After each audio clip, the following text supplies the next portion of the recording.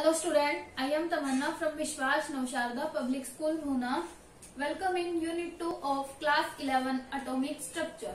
In last video we have discussed quantum number. Last video में हमने discuss किए थे quantum number. Let me revise quantum number.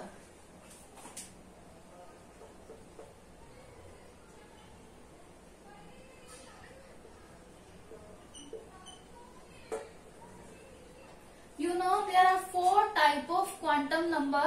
First is principal quantum number. Principal quantum number. It is denoted by n. इसे हम n से denote करेंगे, ठीक है। और ये क्या बोलता है, ये हमें बताएगा साइज के बारे में, ठीक है। It tells about size of the orbital. Second quantum number is azimuthal quantum number.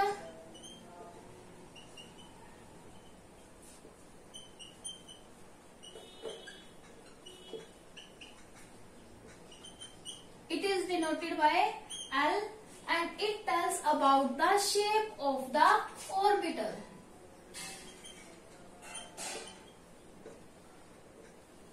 Shapes of the orbital, ये हमें ऑर्बिटल की शेप के बारे में बताएगा, ठीक है। अब देखिए, अगर L की वैल्यू 0 है, ठीक है, तो कौन सा ऑर्बिटल होगा? S होगा। अगर L की वैल्यू 1 है तो कौन सा ऑर्बिटल होगा? P होगा। अगर L की वैल्यू 2 है तो ऑर्बिटल होगा D। अगर L की वैल्यू 3 है तो ऑर्बिटल होगा F। इस तरह से S, P, D, F किस पे डिपेंड करेंगे? L की वैल्यू पे, मीन्स एजीम्यूथल क्वांटम नंबर की वैल्यू पे डिपेंड करेंगे। If value of L is 0 then orbital is S. If value of L is 1 then orbital is P. If value of L is 2 then orbital is D. If value of L is 3 then orbital is F, ठीक है। इस तरह से L की value पे orbital depend करेंगे, ठीक है। अब ये बोले कि एक सबशेल में कितने ऑर्बिटल होंगे। अगर हमने फाइंड करना है number of orbital in a subshell, if we want to find number of orbital in a subshell, then formula is 12 plus 1, ठीक है student. Then formula is 12 plus 1। अब देखिए, if L is 0, L is 0, then number of orbital are 2, 0 plus 1. कितना answer आया? 1. Number of orbital is 1. So S जो orbital है उसमें एक ही मतलब एक ही ऑर्बिटल है, इस तरह से, ठीक है। अगर हमने P भी निकालना है नंबर ऑफ ऑर्बिटल तो क्या करेंगे? वैल्यू 1 पुट करेंगे। 1 प्लस 1 3, तो P में कितने ऑर्बिटल होते हैं? 1, 2 एंड 3, इस तरह से। और हमें ये पता है कि 1 ऑर्बिटल हैव 2 इलेक्ट्रॉन। कितने इलेक्ट्रॉन होंगे? 2 इलेक्ट्रॉन। लेकिन उन दोनों का स्पिन क्या होगा? डिफरेंट होगा। तो इस तरह से हम इलेक्ट्रॉन फिल करते हैं एक ऑर्बिटल में, ठीक है। क्योंकि हमें ये पता है कि 4 क्वांटम नंबर किसी भी इलेक्ट्रॉन के लिए सेम नहीं हो सकते, 3 हो सकते हैं। Principal quantum number, azimuthal quantum number, magnetic quantum number, but spin quantum number is different for the electron, ठीक है। Let's we move on. Third quantum number, that is magnetic quantum number.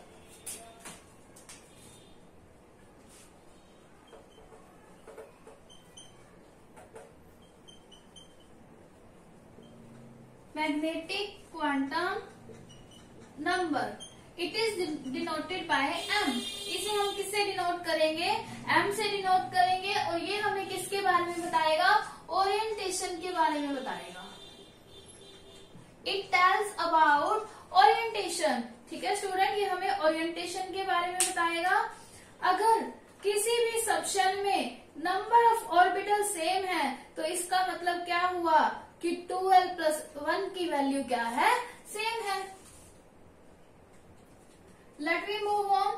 Fourth spin quantum number,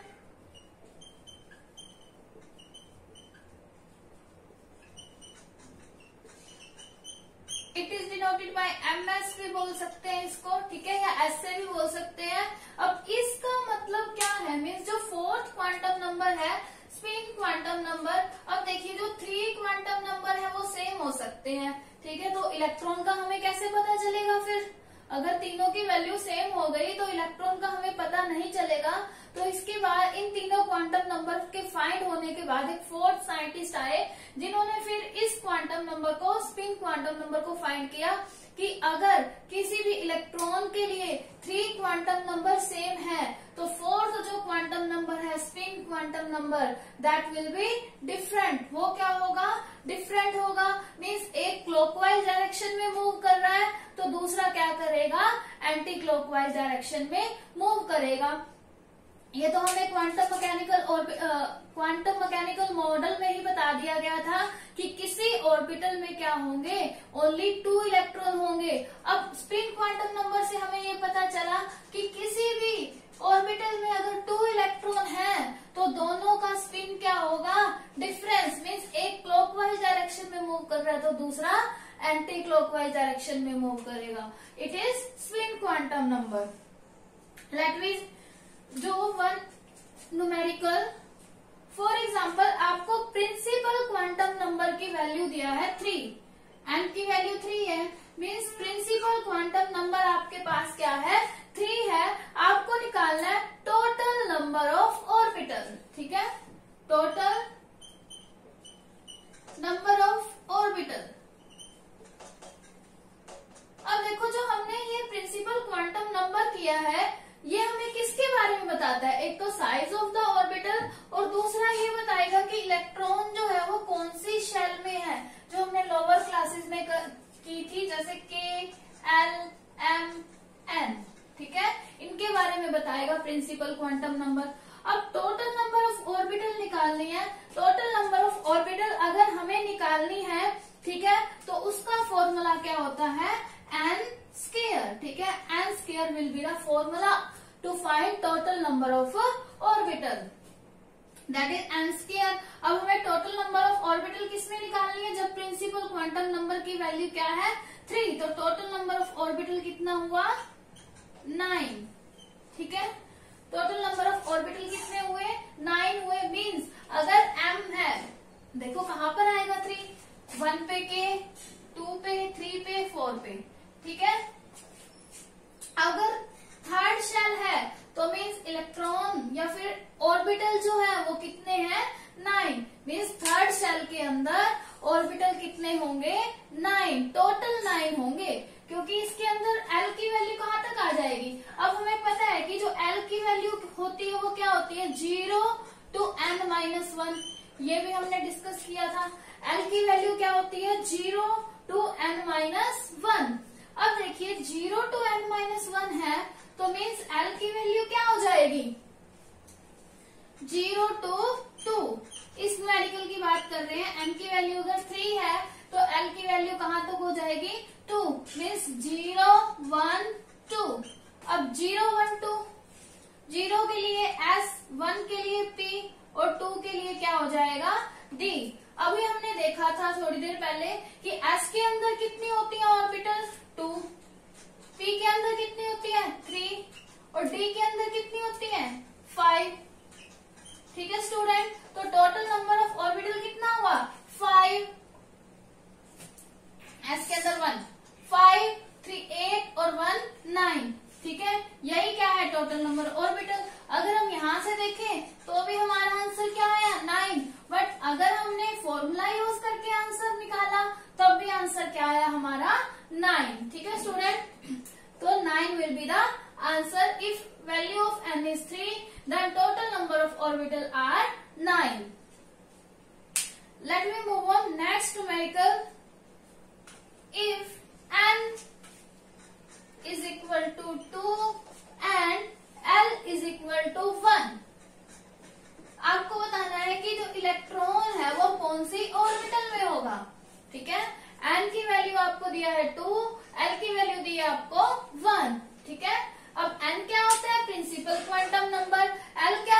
एजिमिथल quantum number, आपको n की value 2 दे दी, l की value 1 दे दी, तो आपको निकालना है कि इलेक्ट्रॉन जो है वो कौन सी ऑर्बिटल में लाई करेगा। अब l इज इक्वल टू 1 है, 1 के लिए कौन सी ऑर्बिटल होती है, p, ठीक है। अब 2 है n, तो क्या हो जाएगा 2p, ठीक है। तो हमारा आंसर है 2p ऑर्बिटल में जो है इलेक्ट्रॉन लाई करेगा। Suppose that n is equal to 5 and l is equal to 3। अब आपको बताना है कि इलेक्ट्रॉन कौन सी ऑर्बिटल में लाई करेगा। l इज इक्वल टू 3 के लिए, 0 के लिए s, 1 के लिए p, 2 के लिए t, 3 के लिए f। 3 के लिए क्या है f, और n की वैल्यू तो हम डायरेक्टली लिख देते हैं। अगर n की वैल्यू 5 है और l की वैल्यू 3 है तो इलेक्ट्रॉन जो है वो 5f ऑर्बिटल में लाई करेगा। ओके स्टूडेंट, तो ये कुछ न्यूमेरिकल थे।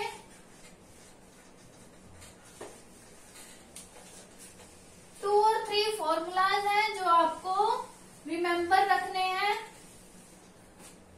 First formula, number of orbital, number of orbital in a shell. अगर आपको नंबर ऑफ ऑर्बिटल निकालने हैं इन अ शेल तो कितने होंगे, n स्क्वायर होंगे। और l की वैल्यू क्या होगी, value of l, if value of n is given, ठीक है। Value of l, if value of n is given, तो l की वैल्यू क्या होगी 0 to n माइनस 1, यहां तक क्या है l की वैल्यू लाई करेगी। और है maximum number of electron in nth shell, maximum number of electron in nth shell. nth shell में कितने इलेक्ट्रॉन होंगे, 2n स्क्वायर, ठीक है। nth शेल में अगर हम इलेक्ट्रॉन निकालना चाहे तो कितने होंगे, 2n स्क्वायर। अब देखिए nth शेल मीन्स अगर हम फर्स्ट शेल की बात करें तो k, सेकेंड की बात करें l, नेक्स्ट m, नेक्स्ट क्या है n, इस तरह से ये शेल है, ठीक है। अगर हमें nth शेल में नंबर ऑफ ऑर्बिटल निकालने हैं तो कितने होंगे, 2n का, इलेक्ट्रॉन निकालने हैं तो कितने होंगे 2n का स्क्वायर, ठीक है। ये कुछ फॉर्मूलाज हैं जो आपको रिमेम्बर रखने हैं। Let's we move on next topic, that is shapes of orbital. Today we are going to discuss only shape of s orbital.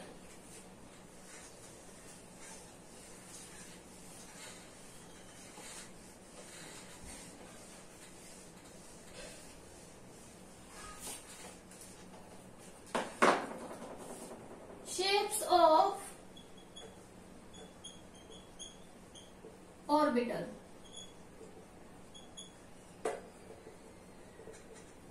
ठीक है। कि जो ऑर्बिटल है हमारे पास कौन कौन सा ऑर्बिटल है, s, p, d, f। अब देखिए वैसे एक बार शेप देख लेते हैं हम।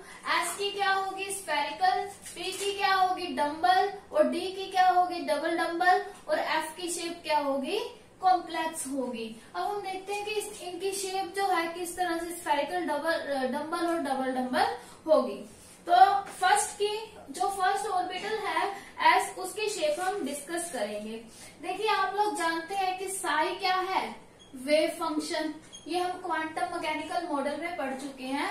Sai is wave function of the particle बोल सकते हैं, ऑफ ए सब्सटेंस बोल सकते हैं, ठीक है। लेकिन जो साई मोड स्क्वायर है वो क्या है, प्रोबेबिलिटी डेंसिटी। किस चीज की प्रोबेबिलिटी डेंसिटी है, प्रोबेबिलिटी टू फाइंड इलेक्ट्रॉन, ठीक है। कि इलेक्ट्रॉन जो है वो कहाँ फाइंड होगा, ठीक है, वो साइज मोड का स्क्वायर है। अब देखो अगर हम ग्राफ प्लॉट करते हैं साइज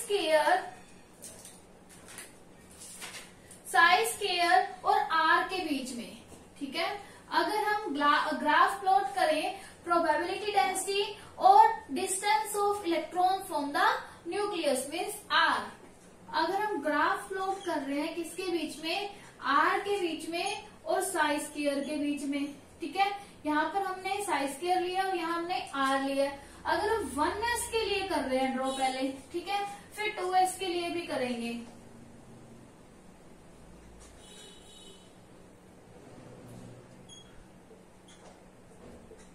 ठीक है, दिस इज 1s। इस तरह से बनेगा, जो ग्राफ बनेगा वो इस तरह से बनेगा 1s के लिए। अब देखो पहले तो क्या है, प्रोबेबिलिटी डेंसिटी ज्यादा है, फिर एकदम से आकर क्या हो गई, 0 हो गई। ठीक है, 0 के बाद फिर क्या है, वही सेम कांस्टेंट ही चलेगी। अब इसका मतलब क्या हुआ कि बिल्कुल स्टार्टिंग में ज्यादा है। अब स्टार्टिंग में एटम के अंदर क्या होता है, न्यूक्लियस। अब न्यूक्लियस के पास देखो प्रोबेबिलिटी डेंसिटी क्या है, ज्यादा, मीन्स इलेक्ट्रॉन के फाइंड होने की प्रोबेबिलिटी क्या है, बस न्यूक्लियस के आसपास ही है। अब न्यूक्लियस के आसपास है तो इसका मतलब कैसी होनी चाहिए, स्फेरिकल शेप होनी चाहिए, इस तरह से। ठीक है, ये तो हुई 1s की बात। अगर हम बात करें 2s की, तो 2s में क्या होता है, एक बार तो ये ऐसे आकर बिल्कुल प्रोबेबिलिटी डेंसिटी 0 हो जाएगी, फिर इंक्रीज, फिर ऐसे, फिर ऐसे, इस तरह से ग्राफ बनेगा। ठीक है, ये है 2s के लिए। इसका मतलब क्या है कि एक बार तो न्यूक्लियस के आसपास फाइंड होने की प्रोबेबिलिटी है ज्यादा, लेकिन फिर प्रोबेबिलिटी डेंसिटी क्या हुआ, कोई ऐसा स्पेस आया जहां पर इलेक्ट्रॉन के फाइंड होने की प्रोबेबिलिटी क्या है, 0, लेकिन उसके बाद फिर मैक्सिमम पर पहुंच गया। फिर जहां पे मैक्सिमम पे पहुंचा तो वहां पे फिर इलेक्ट्रॉन के फाइंड होने की प्रोबेबिलिटी क्या है, मैक्सिमम, लेकिन उसके बाद फिर से क्या है, 0, फिर से क्या है, इलेक्ट्रॉन के फाइंड होने की प्रोबेबिलिटी 0। तो ये देखिए कैसे बनेगा, ये न्यूक्लियस था, इसके पास इलेक्ट्रॉन के फाइंड होने की प्रोबेबिलिटी ज्यादा, फिर क्या हुआ, कोई ऐसा स्पेस आया जहां पे इलेक्ट्रॉन के फाइंड होने की प्रोबेबिलिटी कम है, तो हम इसको कम डेंस बना देते हैं। यहाँ पे ज्यादा है, यहाँ पे कम डेंस है। ठीक है, फिर एक स्पेस मैक्सिमम वाला आ गया, फिर यहाँ पे ज्यादा,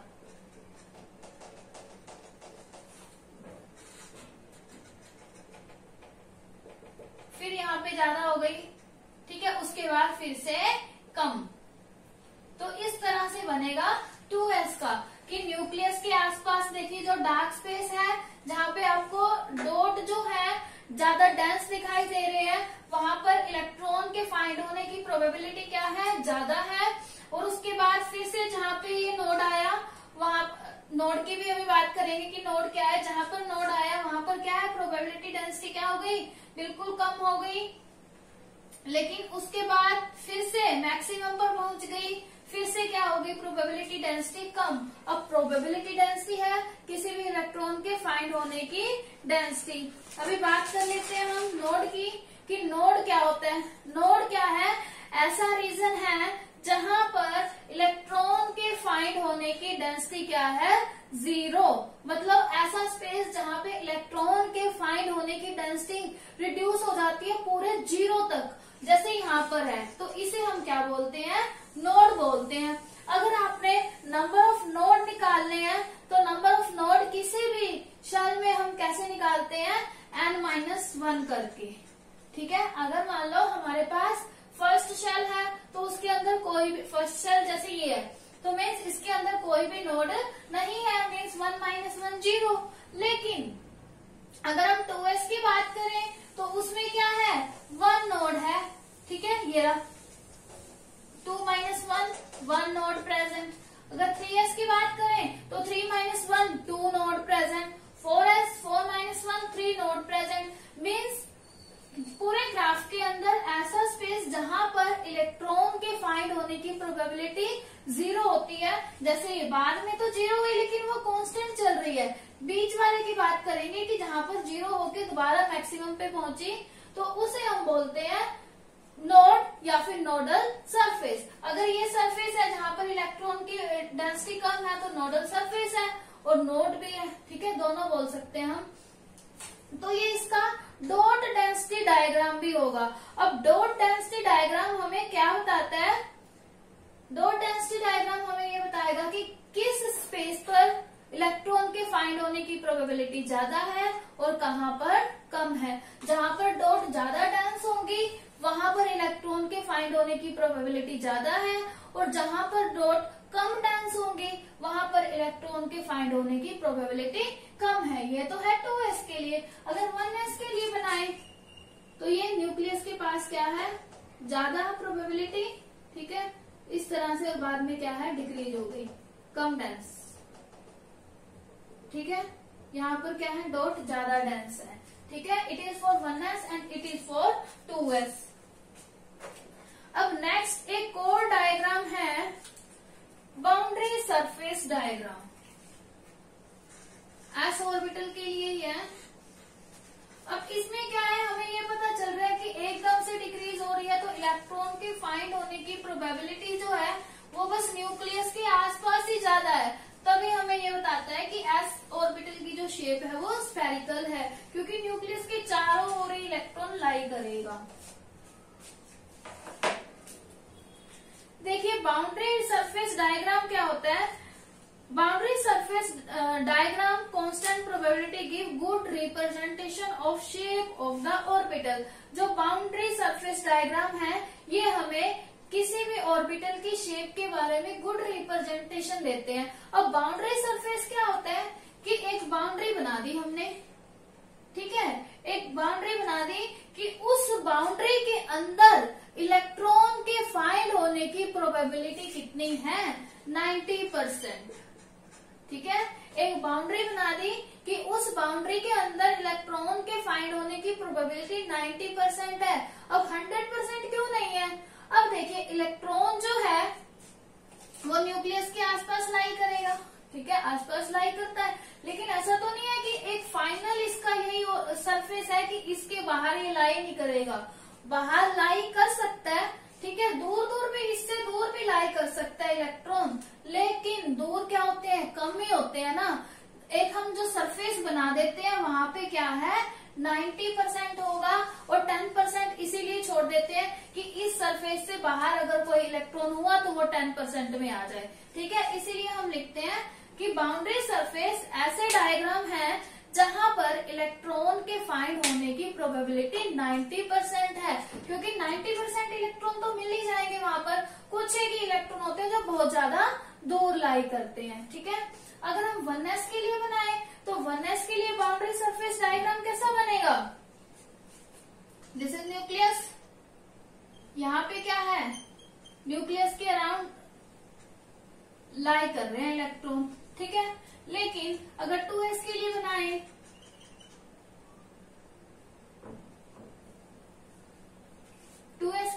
तो थोड़ा सा यहां से हो जाएगा, फिर थोड़ा सा इस तरह से, मीन्स इस बाउंड्री के अंदर इलेक्ट्रॉन के फाइंड होने की प्रोबेबिलिटी क्या है 90%। 100 आपको पता लग गया कि 100 हमने क्यों नहीं बोला, क्योंकि कुछ इलेक्ट्रॉन क्या है इस बाउंड्री से बाहर लाई कर सकते हैं, लेकिन 10% से ज्यादा नहीं कर सकते। इसीलिए हम नॉर्मली यही बोल देते हैं कि जहां पर इलेक्ट्रॉन के फाइंड होने की प्रोबेबिलिटी क्या हो 90% हो, या फिर मैक्सिमम हो, मैक्सिमम भी बोल सकते हैं, ठीक है। मैक्सिमम है तो मैक्सिमम न्यूक्लियस के पास ही लाई कर रहे हैं, न्यूक्लियस के आस पास ही घूम रहे हैं, तो इसका मतलब शेप कैसी है, स्फेरिकल है।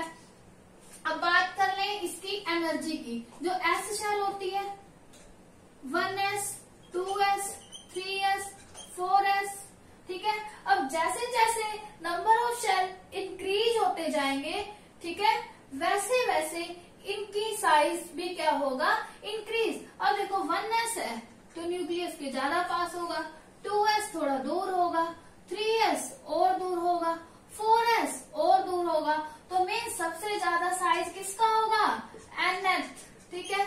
फिर 4s, 3s, 2s, 1s, ठीक है। इस तरह से ये इनका साइज होगा, मीन्स जैसे जैसे n की वैल्यू इंक्रीज होगी वैसे वैसे इनका साइज भी, या फिर वैसे वैसे s ऑर्बिटल का साइज भी क्या होगा, इंक्रीज होगा। Okay student, this is all about shape of s orbital, and in next video we will discuss shape of p and d orbital. Thank you, bye bye.